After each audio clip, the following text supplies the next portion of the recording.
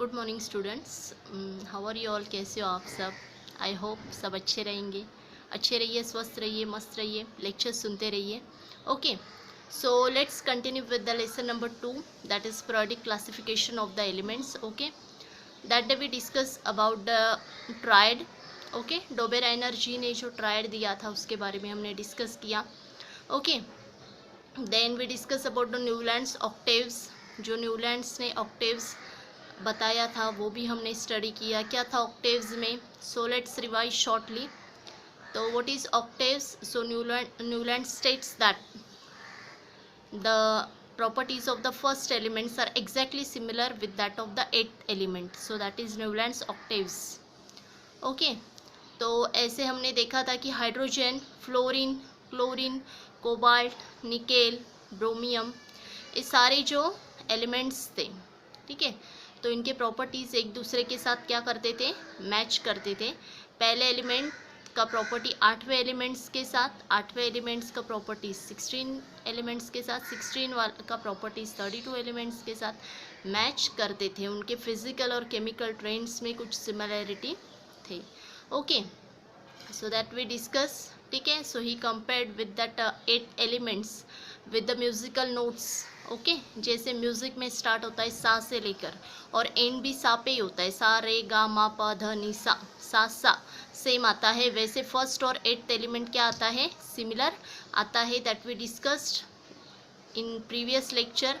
Okay, so today we are going to discuss the limitations of the Newlands octaves.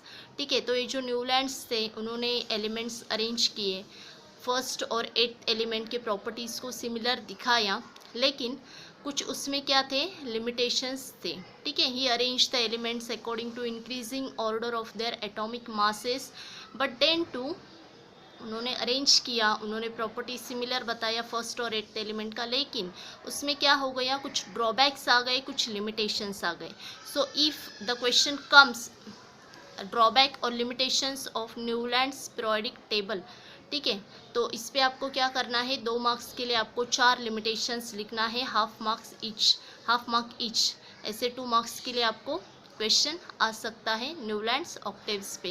Explain Newlands octaves, ये भी question हो जाएगा, या तो फिर explain limitations of Newlands octaves, ये भी क्वेश्चन हो सकता है।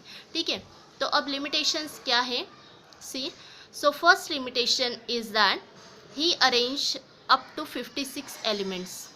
At that time only 56 elements are known and he can able to arrange only 56 elements. After that, ठीक है, 56 एलिमेंट्स ही उस टाइम पे नोन थे, उतने ही 56 एलिमेंट्स उन्होंने अरेंज किए। उसके बाद जो एलिमेंट्स डिस्कवर हुए उनके बारे में उन्होंने ना तो कुछ प्रेडिक्शन किया और ना ही कुछ बताया। So that is the first limitation of Newlands periodic table. Okay, so he arranged 56 elements in octaves only. At that time only 56 elements are there. ये फर्स्ट लिमिटेशन हो गया। अब उसमें भी और एक लिमिटेशन ये हो गया कि he arranged the elements in the group of 8, but up to calcium the properties are similar.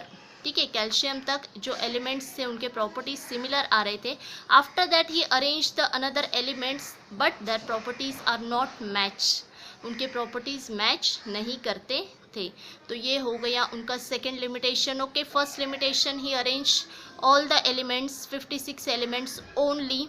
Okay, other predicted elements कुछ भी उन्होंने प्रेडिक्शन नहीं किया, दूसरे एलिमेंट्स के बारे में कुछ नहीं बताया, तो ये एक उनका लिमिटेशन हो गया। दूसरा लिमिटेशन ये हो गया कि the properties are similar with the calcium. After that calcium there is no similarity in the properties of the elements.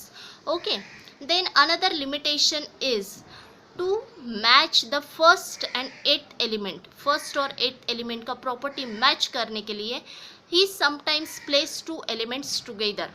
ठीक है, एक ही बॉक्स में उन्होंने 2 एलिमेंट्स रख दिया, भले उनका प्रॉपर्टीज क्या था? अलग था, फिर भी ऐसे एलिमेंट्स को उन्होंने क्या कर दिया? सेम ग्रुप में, सेम बॉक्स में रख दिया।